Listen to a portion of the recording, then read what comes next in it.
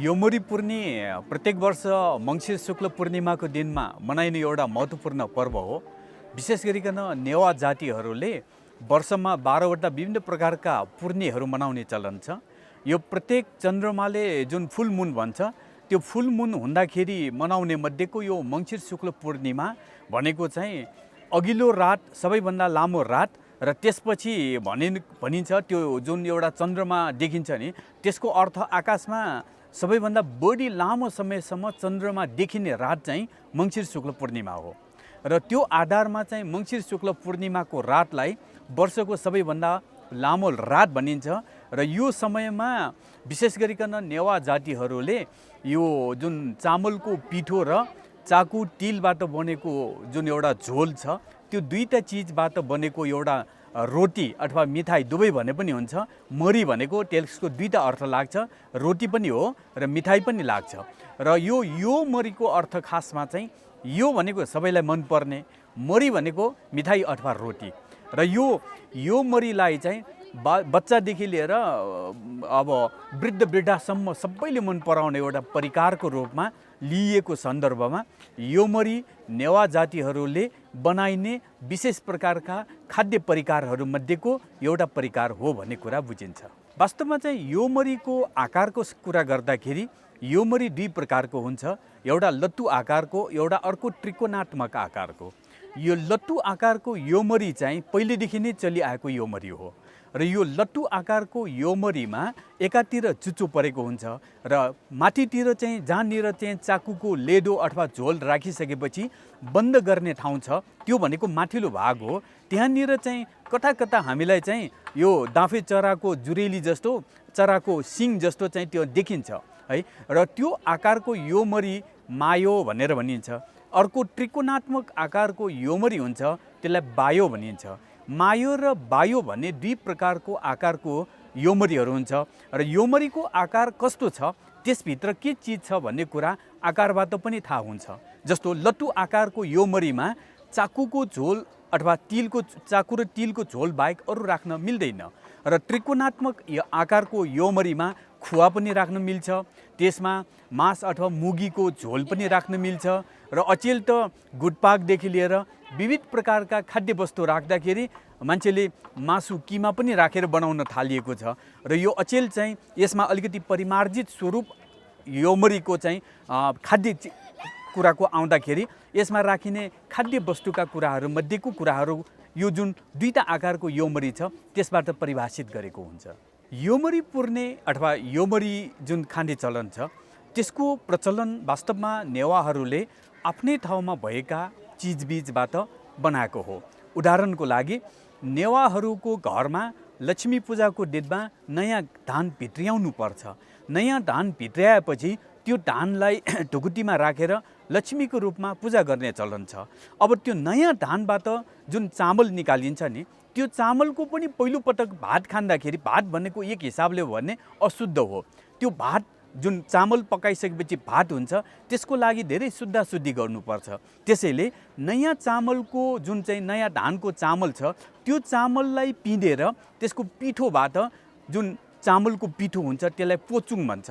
त्यो चामलको पिठोबाट सर्वप्रथम चाहिँ योमरी बनाएर त्यो योमरीलाई पनि अन्नपूर्णा देवी अथवा लक्ष्मीको प्रतीकको रूपमा त्यसलाई पूजा गरेर ढुकुटीमा राखेर त्यसपछि चाहिँ योमरी खाउने चलन विकास भएको हो। अब यसको सन्दर्भमा एउटा किंवदन्ती पनि छ। एउटा यो पाञ्चाल देश अथवा अहिलेको पनौती नगरमा परापूर्व कालमा एकजना सुचन्द्र वैश्य भन्ने एकजना एकदम दाता मान्छे बस्थे रे। र ऊ चाहिँ के हो भने जो आए पनि आफूसँग भएका चिजबिजहरू दान दातव्य गर्थे। उसको दान दातव्य यति धेरै चाहिँ प्रसिद्ध भयो कि धनको जुन चाहिँ स्रोत मानिने कुबेरलाई समेत ईर्ष्या लागेछ। र कुबेर चाहिँ एक दिन चाहिँ गरिबको भेषमा चाहिँ सुचन्द्र वैश्यको घरमा आएर भिक्षा माग्न आएछ। त्यो दिन चाहिँ मङ्सिर शुक्ल पूर्णिमाको दिन परेछ। र त्यो दिन सुचन्द्र वैश्यको दम्पतिले आफ्नो घरमा पाकेको मिठो मिठो चिजहरू सबै चाहिँ त्यो जुन चाहिँ गरिब जुन दान लिन आएको गरिब गुरुवा छ त्यसलाई खुवाइदिएछ। खुवाएपछि त्यो साह्रै खुसी भएछ र उसले आफ्नो सक्कली रूप कुबेरको रूप प्रकट गरेर के भनेछ भने यो चामलको पिठोमा यसरी चाकु तिलले बनेको लेदो राखेर योमरी बनाउनु, योमरी त्यति बेला बोलिएको थिएन, बनाउनु, यो रोटी चाहिँ मायो र बायो भन्ने त्यो रोटीलाई चाहिँ ढुकुटीमा राखेर बिमिरो सहित 4 दिनपछि चाहिँ त्यसलाई निकालेर हेर्नु, तिमीलाई केही फल प्राप्त हुन्छ भनेर भनेछ। नभन्दै सुचन्द्र वैश्यले त्यो दम्पतिले त्यो योमरी बनाएर त्यो योमरी चाहिँ ढुकुटीमा राखेर 4 दिनपछि खोलेर हेर्दाखेरि उसको सम्पत्ति अथाह रूपले वृद्धि भएछ। र यो यसरी सम्पत्ति वृद्धि भएपछि यो 1 कान 2 कान मैदान हुँदै यो सबैमा यो हल्ला फैजियो। त्यसपछि चाहिँ नेवा संस्कृतिमा जुन चामलको पिठोबाट पोचुङबाट त्यसमा चाहिँ जुन चाकु र तिलको झोल राखेर योमरी खाने प्रचलन बन्यो भन्ने किसिमको एउटा किंवदन्ती पनि पाइन्छ। अब यो किंवदन्तीको साथसाथै हामी कहाँ ऐतिहासिक कुराको पनि खोजबिन हुनु जरुरी छ। ऐतिहासिक कुराको खोजबिन गर्दाखेरि अब यो जुन योमरी पुर्ने छ त्यो एउटा अमूर्त सम्पदा हो। यो अमूर्त सम्पदाहरूको विषयमा हामी कहाँ धेरै कम मात्र चाहिँ अभिलेखीकरण भएको पाइन्छ। यसै सन्दर्भमा यो योमरी पुर्ने कसरी सुरु भयो अथवा कैकलेदेखि सुरु भयो भन्ने सन्दर्भमा अब नेवा जातिहरू यो काठमाडौँ भ्यालीमा जहिलेदेखि बस्न थाल्यो नेवा जातिले यहाँ कृषि खेती गरेकै छ र कृषिको सन्दर्भमा उनीहरूले गहुँ रोप्छ, मकै रोप्छ, अरू आलु रोप्छ अथवा अरू विविध प्रकारका अनाजहरू रोप्छ, त्यो फरक कुरा भयो। तर सबभन्दा बढी सुअन्न भनेर लिच्छवी कालमै कहलिएको भनेको धान हो। धान खेतीलाई एकदमै महत्त्व दिएको छ। त्यसैले यो धानबाट बनेको पिठो चामलबाट बनेको पिठोबाट योमरी खाने प्रचलन यो एकै दिन विकास भएको होइन। मान्छेले सबभन्दा पहिला योमरी खानुभन्दा पहिला मुटुमारी भनेर एउटा लाम्चो आकारको एउटा रोटी जसको भित्र चाहिँ कुनै खाली ठाउँ हुँदैन त्यो खालको मुटुमारी खान थालेको हो। र पछि चाहिँ त्यसमा चाहिँ यो जाडोको समयमा चाकु र तिलको झोल राखेर बाफले चाहिँ बनेको योमरी खाँदाखेरि यो जाडोको समयमा शरीरलाई न्यानो ऊर्जा प्राप्त हुन्छ भन्ने कुरा यो 100औं वर्षको प्र्याक्टिसपछि हाम्रा पूर्वजहरूले एउटा विधान अथवा एउटा विधि अनुसार विकास गरेको एउटा संस्कृति हो। त्यसैले हामीले के भन्न सक्छौँ भने यो चाहिँ परापूर्व कालमै नेवाहरूले चाहिँ जानिसकेको कुरालाई लिच्छवी काल र मल्लकालमा अझ बढी विकसित हुँदै आजको दिनसम्म आइपुग्दाखेरि सबै नेवा बस्तीहरूले सबै नेवाहरूको एउटा मौलिक पहिचानको खाद्यको रूपमा चाहिँ योमरीले चाहिँ स्थान पाएको हो भन्न सकिन्छ। वास्तवमा चाहिँ मायो बायो भनेर दुईटा चाहिँ एउटा योमरीका चाहिँ स्वरूपहरू छ। त्यो स्वरूप वास्तवमा यो स्वरूपसँग मात्र चाहिँ सीमित छैन, यसको आफ्नै अर्थ छ। र योमरीलाई हामीले वास्तविक रूपमा भित्रदेखि नै यसलाई खोतल्ने हो भने योमरी हेर्ने बेलामा बाहिरबाट हेर्ने बेलामा एउटा खाद्य चिज जस्तो लाग्छ, तर यो भित्र चाहिँ धेरै गुह्यक चिजहरू छ। योमरी वास्तविक रूपमा भन्ने हो होइन, वास्तविक रूपमा भन्ने हो भने यसलाई चाहिँ अन्नपूर्णा देवीको प्रतीकको रूपमा हिन्दूहरूले लिए जस्तै बौद्ध धर्मावलम्बीहरूले यसलाई स्तूपा अथवा चैत्यको रूपमा पनि लिएको सन्दर्भमा अनि योमरीलाई चाहिँ देवदेवीलाई चढाउने एउटा महत्त्वपूर्ण विषयवस्तुको रूपमा लिएको सन्दर्भमा नेवाहरूको आगम पूजा अथवा गुह्य पूजाहरूमा चाहिँ योमरी आवश्यक हुने भएको सन्दर्भमा नेवाहरूको जन्मदिन 2 वर्षको जन्मदिन, 4 वर्ष, 6 वर्ष, 8 वर्ष, 12 वर्षसम्म योमरीको माला लगाएर जन्मदिन गर्ने सन्दर्भमा नेवाहरूको जङ्कोमा योमरी चलाउने सन्दर्भमा नेवाहरूको 1 महिनासम्म माघ महिनामा चाहिँ साँखुमा बस्ने व्रतमा त्यहाँ व्रतालुहरूलाई योमरी प्रसाद चढायो भने छोरो हुन्छ भन्ने आधारमा मच्छिन्द्रनाथको चाहिँ फोटो देखाउने जात्रामा नरिवल खसाल्दाखेरि नरिवल खसाल्नुभन्दा अगाडि योमरी खसाल्ने कुरालाई जोड्ने हो भने हामीले नयाँ घर बनाइसकेपछि त्यो नयाँ घरको छानाबाट चाहिँ योमरी गुडाउनेको कुरा गर्ने हो भने होइन, यो नेवाहरूको एउटा खाद्य चिज मात्र होइन, यहाँभित्र संस्कृति जोडेको छ, जीवन्तता जोडेको छ। र मायो र बायो जुन चाहिँ हामी ढुकुटीमा राखेर पूजा गर्छौँ नि त्यो त एउटा भन्ने हिसाबले हो भने एउटा स्त्रीलिङ्गी र पुल्लिङ्गीको रूपमा पनि यसलाई लिन सकिन्छ। कुनै पनि शिव र शक्ति बिना कुनै पनि चिजको अर्थ नहुने सन्दर्भमा एउटा योमरीभित्र पनि शिव र शक्तिको अवधारणा पाइन्छ भनेपछि त नेवाहरूले योमरीलाई मात्र एउटा खाने वस्तुको रूपमा लिएको छैन, यसभित्र जीवन्तता छ, यसभित्र धेरै गुह्य कुरा छ र त्यो कुराको सङ्केत चाहिँ मायो र बायोले पनि गर्छ।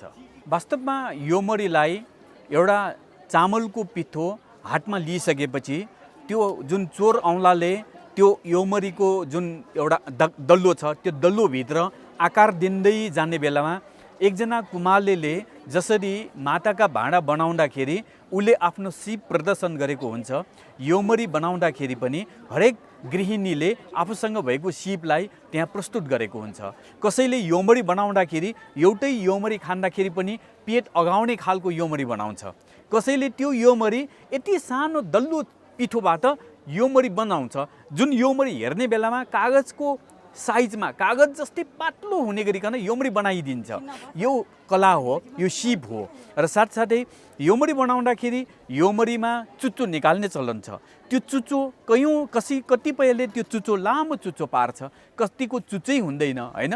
र त्यस्तै जुरेलीको कुरा आउँदाखेरि पनि कतिपयले जुरेलीलाई यति सिँगारिएको हुन्छ कि मानौ त्यो योमरी एउटा चाहिँ अघि भने जस्तो कुनै जीवित चिज जस्तो हामीलाई लाग्छ। भनेपछि योमरी बनाउने शैली, योमरीमा प्रयोग हुने विविध प्रकारका चाहिँ यसमा वस्तुहरूदेखि लिएर योमरीलाई आवश्यक पर्ने जुन जति पनि साधनहरू छ, जुन अहिलेको कुरा गर्ने हो भने धेरै आधुनिकीकरणले धेरै छोपिसक्यो। अहिले धेरै जसोले मोमो बनाउने भाँडोमा योमरी बनाएर एकैचोटि योमरी तयार गरिदिन्छ। तर हिजोको दिनमा योमरी बनाउने यस्तो शैली होइन। योमरी बनाउँदाखेरि त्यहाँ चाहिँ माटाका ठुलो ठुलो भाँडाहरू हुन्छ। त्यो भाँडामा चाहिँ पानी तताएर त्यसमा चाहिँ कपडा, सेतो कपडा त्यसमा माथि राखेर त्यो जुन योमरीहरू राखिसकेपछि त्यसलाई अर्को भाँडोले, माटोकै भाँडोले त्यसलाई छोपेर योमरी जुन बनाएको हुन्छ, त्यो योमरीको स्वाद र अहिले मेटलसँग कनेक्सन भएका जुन योमरीहरू छ तिनीहरूको स्वादमै धेरै फरक भइसक्यो हैन। एउटा कुरा त्यहाँ। अब अर्को कुरा चाहिँ योमरी बनाउँदाखेरि योमरीभित्र चाहिँ जुन चाहिँ कसैले चाकु र तिल मात्र राख्छ भने त्यही चाकु र तिलको झोलभित्र पनि कयौँले नरिवलदेखि लिएर ल्वाङ सुकमेलका अथवा चाहिँ दालचिनीका विविध प्रकारका मसलाहरू पनि राखेर योमरी बनाइन्छ। र यो सबै कुराहरूलाई हामीले जोडेर हेर्ने बेलामा अहिलेसम्म यो मानिसहरूले, हाम्रो आदिमकालका हाम्रा पुर्खाहरूले बनाएको योमरी, यो जुन चोर औँलाले जुन एउटा चाहिँ चामलको पिठोलाई आकार दिएर आएको छ नि, त्यो आकारमा चाहिँ लट्टु आकार र त्रिकोणात्मक आकार नै अहिलेसम्म चलिआएको स्वरूप हो। अब नेवा समुदायको एउटा महत्त्वपूर्ण कुरा के हो भने उनीहरू यो ठाउँमा बस्यो, जुन यो काठमाडौँ उपत्यका र वरिपरिको नेपाल मण्डलमा बसिसकेपछि यहाँको हावापानी ऋतुलाई उनीहरूले यति धेरै गहन अध्ययन गरियो कि यो समयमा जस्तो वैशाखको समयमा गर्मी हुन्छ, गर्मीको समयमा नेवाहरूले जस्तो कि एउटा आफ्नो शरीरमा विविध प्रकारका रोगहरू लाग्न सक्छ, त्यो रोगहरूबाट बच्नको लागि खाइसल्नु भनेर जुन वैशाख सङ्क्रान्तिको दिनमा चाहिँ तितो झोल खाने चलन छ। तितेपातीको झोलहरू जस्ता खाने चिजहरू छ। त्यो भनेको आयुर्वेदिक ढङ्गले आफ्नो शरीरलाई स्वस्थ राख्नको लागि उहाँहरूले वर्षौँको प्र्याक्टिसपछि ल्याएको हो। अब त्यसपछि हामी चाहिँ साउन भदौको कुरा गरौँ। साउन भदौमा धेरै पानी पर्छ, पानी परिसकेपछि त्यो पानीबाट चाहिँ धेरै चिसो हुन्छ। त्यो चिसोको समयमा चिसोबाट बच्नको लागि उनीहरूले क्वाटी भनेर 9 थरीको विविध गेडागुडीको झोल खाएर क्वाटी खाने चलन बन्यो। अब हामी यन्यापुनीको कुरा गरौँ। यन्यापुनीमा हामी समयबजी खान्छौँ। समयबजी भनेको भोज खानुभन्दा अगाडि खाने एउटा परिकार हो। जस्तो हामी मोहनीमा चाहिँ धेरै भोज खान्छौँ, तर भोज खानुभन्दा अगाडि समयबजी खानु पर्यो। उहाँहरूले चाहिँ समयबजी खाने समयको निर्धारण यन्यापुनीमा गर्यो। अब मोहनीको समयमा भोज खाने त हाम्रो परम्परै भयो। अब मासुका परिकारहरू यति धेरै खाँदा वाक्क भइसकेपछि अब के खाने त भन्दाखेरि दसैँ तिहारमा चाहिँ हाम्रो चाहिँ विशेष गरिकन फलफुल र मिठाई खाने चलन छ। र फलफुल र मिठाई खानाको कारण यो मासु मात्र खाएर हाम्रो शरीरको लागि फाइदा हुँदैन। र सिजनल त्यति बेला भएका जुन भोगटे, बिमिरो, केरा, सुन्तला यहाँ भएका विविध प्रकारका चाहिँ फलफुलहरू पनि खानुपर्छ। अमलादेखि लिएर सबै चिजलाई प्रयोग गर्ने हिसाबले सोन्ती अथवा तिहारमा चाहिँ फलफुलको मौसम हो। अब त्यसपछि जाडोको याम सुरु हुन्छ। जाडोको यामको कुरा गर्ने हो भने सकिमना पुनी पहिलो पूर्णे हो। त्यो पूर्णेमा चाहिँ हामी चाहिँ उसिनेको सखरखण्ड, पिदालुदेखि लिएर भुटेको गहुँ, भटमास खान्छौँ। त्यो भनेको जाडोको समयमा हाम्रो शरीरलाई ऊर्जाको लागि हो। अब त्यसपछिको अर्को पूर्णे भनेको यही मङ्सिर शुक्ल पूर्णे हो। यो मङ्सिर शुक्ल पूर्णिमामा योमरी खानाको कारण पनि अब त्योभन्दा पनि अहिले सबभन्दा बढी जाडो त यो समय हो। अप्टिमम लेभलमा जाडो भन्ने भनेको यो पौष महिनामा अथवा चाहिँ यो मङ्सिर शुक्ल पूर्णिमा पछि ठिलापुनी भन्छ। यो ठिलापुनीमा जाडो हुन्छ। त्यसैले यो समयमा शरीरलाई अझ बढी चाहिँ ऊर्जा, शक्ति, ऊर्जा दिनको लागि चाहिँ यो समयमा चाहिँ योमरी खानाको प्रयोग गरिन्छ। अब शक्ति चाहिन्छ। त्यो ऊर्जा र शक्ति भनेको हामीले कहाँबाट प्राप्त गर्ने भन्दाखेरि हाम्रो वरिपरि भएका खाद्य वस्तुबाट नै प्राप्त गर्ने है। त्यसैले योमरी जस्तो बाफबाट चाहिँ पकाएको, त्यसको भित्र पनि अझ चाकु र तिल जस्तो चाहिँ एकदम शरीरलाई प्रोटिन अथवा शरीरलाई चाहिँ ऊर्जा दिने खालको चाहिँ वस्तु राखेको जुन तातो तातो योमरी खाँदाखेरि शरीरलाई प्राप्त हुने ऊर्जाको त हामीले चाहिँ यो कुनै बाहिरको औषधिबाट अथवा कुनै अरूबाट पाउने भन्दा त्यो सबैभन्दा बेस्ट हो है। यो कुराको निर्क्युल गर्न सक्नु भनेको हाम्रो पूर्वजहरूको ऋतु अनुसारको खानेकुरा खाने उनीहरूको जुन एउटा सिद्धान्त छ नि, यो सिद्धान्त हो। त्यो सिद्धान्तको हामीले चाहिँ व्याख्या गर्न सकेनौँ, त्यो सिद्धान्तलाई हामीले चाहिँ अपनाउन सकेन अथवा त्यसलाई चाहिँ जोड्न सकेन भने अब मानिसहरूमा बिस्तारै रोगहरू बढ्दै गइरहेछ। अहिले चाहिँ मान्छेहरूलाई खानेकुराले नै रोग भइरहेछ, तर हिजोको दिनमा चाहिँ त्यही खानेकुराले चाहिँ दीर्घायु बनाएको थियो। यसको उदाहरण त योमरी पनि हो भन्ने कुरा बुझिन आउँछ। हामी नेपालमा बसेपछि नेपालभित्र नेपालीहरू धेरै जनजातिहरूले बसोबास गरेको ठाउँ हो। विविध भाषा, विविध संस्कृतिले चाहिँ युक्त हामी नेपालीहरू वास्तवमा चाहिँ को नेवार, को छेत्री, को बाहुन, को राई, को लिम्बू, हामी सबै एकै नेपालीहरू हौँ। हामी नेपालीहरूले वास्तवमा चाहिँ हामी कहाँ भएका यस्ता विविध कुराहरू, विविध संस्कृतिका कुराहरू जुन संसारकै लागि चाहिँ आश लाग्दो, संसारकै लागि चाहिँ अनुकरणीय छ, त्यो कुरालाई अगाडि ल्याउनको लागि हामी यो नेवार, यो गैर नेवार भनेर चाहिँ छुट्याउँदाखेरि अलिकति हामीमा सङ्कीर्णताको कुरा आउँछ। यसमा मलाई एउटा कुरा, खुसीको कुरा, केही समय अगाडि अन्तर्राष्ट्रिय सेफ सन्तोष शाहले चाहिँ वर्ल्डको चाहिँ एउटा चाहिँ खाद्य एउटा प्रतियोगितामा चाहिँ यो नेवारहरूको योमरीलाई नै उहाँहरूले चाहिँ प्रस्तुत गर्नुभएर उहाँ विनर अफ हुनुभयो हैन। भनेपछि त त्यो सबै गर्व गर्नको लायक विषयवस्तु हो। अब अहिले पनि यो योमरी पूर्णे आउँदाखेरि नेवारहरूले त आफ्नो घरमा योमरी पाक्छ, खाइरहेको हुन्छ, त्यो ठुलो कुरा भएन। तर गैर नेवारहरूले हामी नेवा साथीहरूलाई सोध्ने अथवा हामीसँग एउटा चाहिँ उनीहरूले वार्तालाप गर्दा भन्ने नै के हो भने आज म तिम्रो घरमा आएर योमरी खान आउँछु भन्ने किसिमको एउटा जुन भन्छ नि, त्यो भन्दाखेरि चाहिँ यो हाम्रो परिकार त एउटा चाहिँ संसारकै लागि लोभ लाग्दो रहेछ।